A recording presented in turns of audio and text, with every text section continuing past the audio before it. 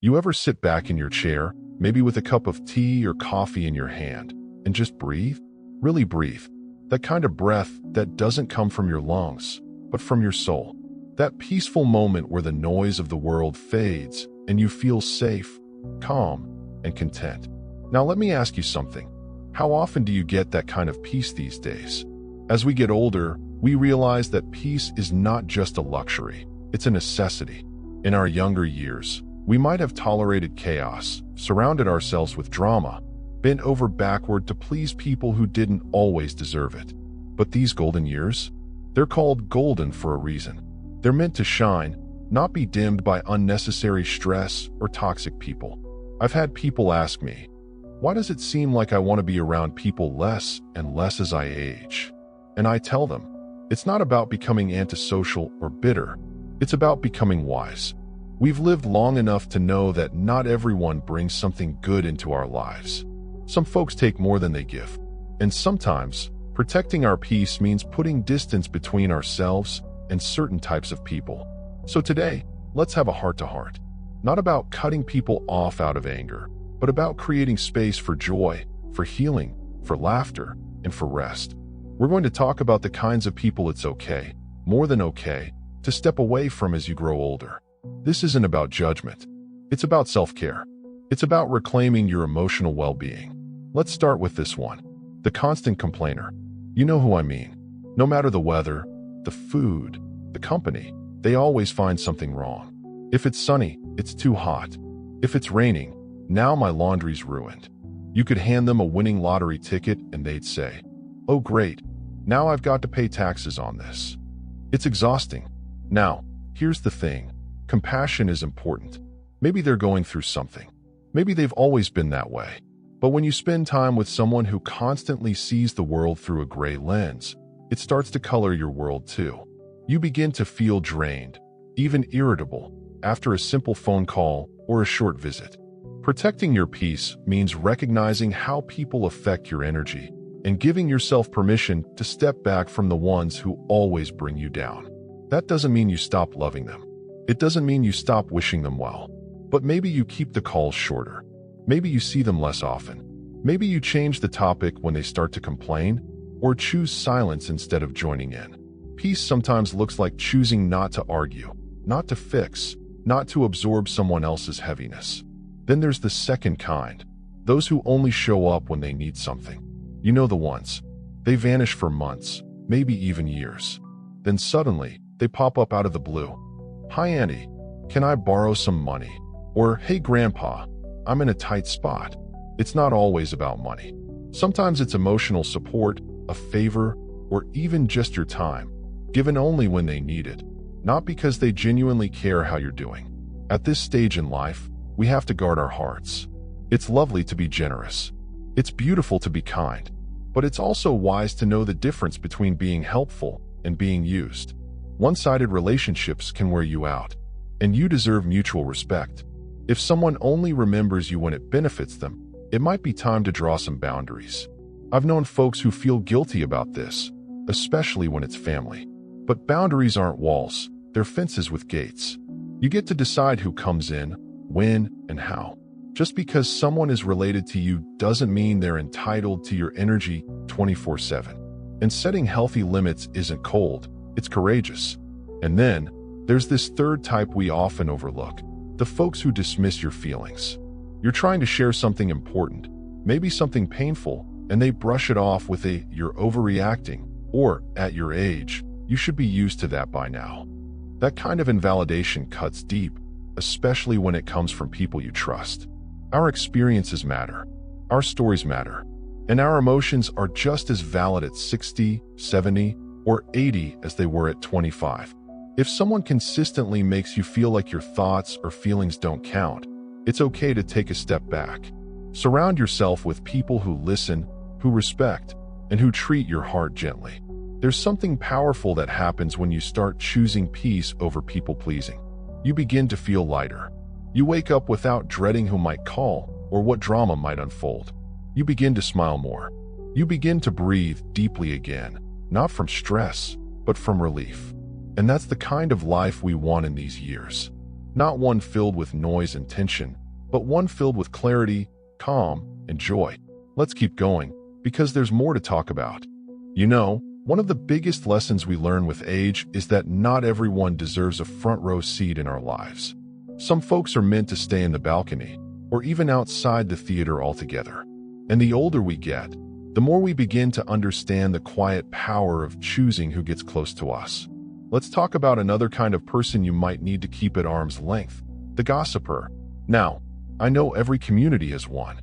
Maybe it's a neighbor who always seems to know everyone's business, or a relative who turns every family event into a whisper fest. They speak in that hushed voice, look around to make sure no one's listening, and then say, "Did you hear about so-and-so?" And before you know it, your mind is tangled up in things that have absolutely nothing to do with you. The danger with gossip isn't just that it wastes time, it pollutes peace. It fills your head with negativity, judgment, and suspicion. You start wondering who's talking about you when you're not in the room. It creates division, breeds mistrust, and sows seeds of anxiety. Now, don't get me wrong, talking about people we love or sharing stories is a natural part of life. But there's a difference between sharing out of love and tearing down out of boredom. If someone in your life is always bringing other people's mistakes, scandals, or misfortunes to your doorstep, you have every right to say, "I'd rather not talk about that." And if they can't respect that, well, that's your cue to protect your peace and politely walk away. Then there are the people who treat your age like a limitation. You ever come across someone who talks to you like you're helpless? Like because you've got gray hair or walk a little slower, you've somehow stopped being smart or capable. They mean well, maybe, but they talk at you, not with you. They assume you can't use technology, can't make your own decisions, or can't possibly understand the world today. It's frustrating, isn't it? But here's the truth. Aging doesn't diminish your worth, it deepens it. You've survived decades of change, challenge, and growth. You've seen things they only read about in books. You've raised families, worked jobs, fought battles, both personal and public. So being treated like you're irrelevant? That's not just annoying, it's disrespectful. You don't need people around you who make you feel less than just because you've seen more birthdays than they have. The people you keep close should honor your wisdom, not overlook it. They should seek your insight, not ignore your voice. They should laugh with you, not at you. And if someone constantly talks down to you, interrupts you, or brushes off your opinions, it's okay to limit your time with them. Because your peace, your sense of dignity, is not up for negotiation. And then, there's this one, the emotional roller coaster. These are the folks whose moods are like the weather. You never know what you're going to get. One minute they're laughing, the next they're snapping. One day they call you sweet names, the next they act like you're the problem.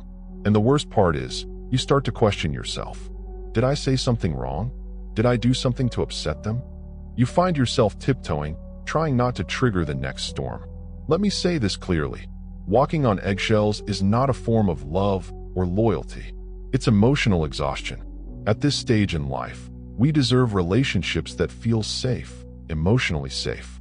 People who bring stability, not confusion. People who don't make you feel like you have to earn their kindness with silence or submission. If someone in your life consistently makes you feel uneasy or unsure of where you stand, it's okay to put some distance there. You're not being rude. You're being wise.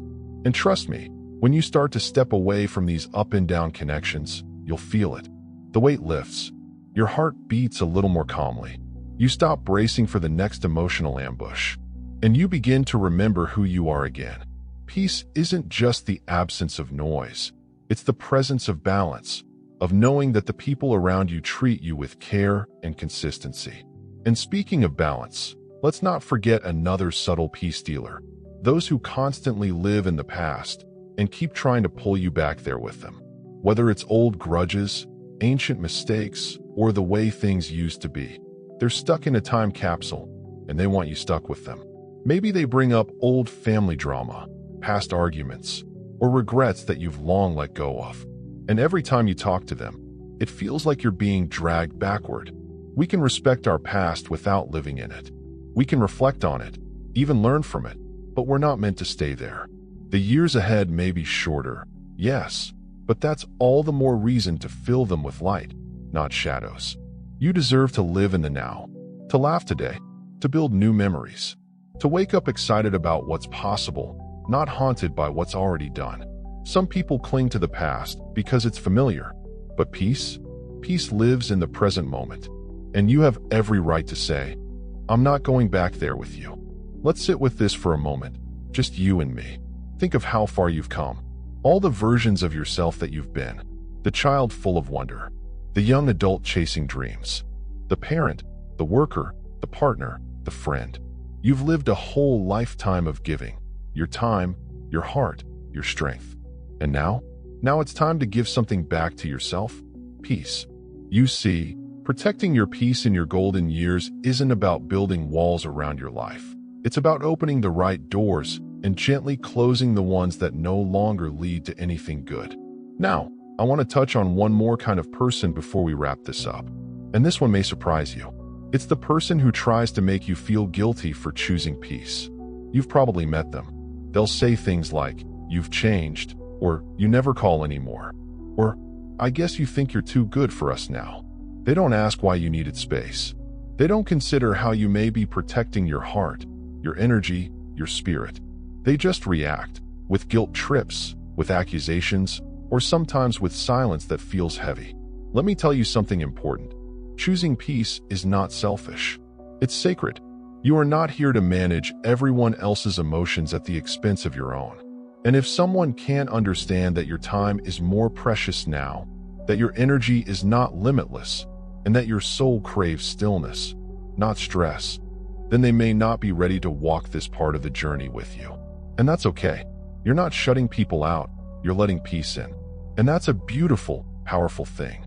Now, on the other side of this conversation, there's something I think we often overlook when we talk about who to avoid. It's just as important to remember who to embrace.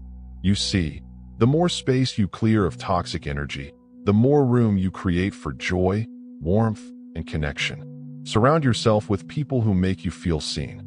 People who laugh with you over old stories and listen with genuine care when you talk about what's on your heart. People who respect your boundaries, celebrate your growth, and check in just to say, "Hey, how are you today?" Sometimes that person is an old friend from way back. Sometimes it's someone you met last year at a community center or church or walking group. And sometimes, believe it or not, it might be you. Yes, you. Sometimes the peace you're looking for begins with learning to enjoy your own company, to sit in silence and feel full, not lonely, to smile at your reflection and say, "I like who I'm becoming."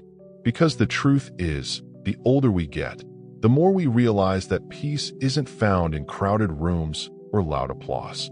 It's found in quiet mornings, in soft conversations, in the ability to sit with yourself and feel whole. So if you're watching this and thinking, maybe I've let too many people steal my peace, let me assure you, it's never too late to change that. Never. It's never too late to speak up for yourself, to choose rest over resentment, to protect your energy, to live lighter. And you don't have to do it all at once. Just start with one decision.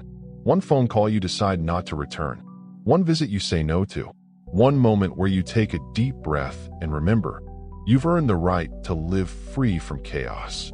These golden years are yours, not to be filled with noise and drama, but with laughter, good memories, and deep, soul-settling peace. And if this message speaks to you, if it feels like something your heart needed to hear, leave me a comment below. Tell me what peace means to you. Maybe even share a story of someone you had to distance yourself from, and how it changed your life for the better. Your voice might just encourage someone else watching right now. And if you found this helpful, go ahead and click that like button. It helps us reach more wonderful people like you. Subscribe for more heart-to-heart talks like this, because here on Moments with Elders, we're building a space where wisdom is honored and your peace is a priority. Take care of yourself. Protect your joy. Keep your heart open, but your peace protected. You're never too old to feel young again.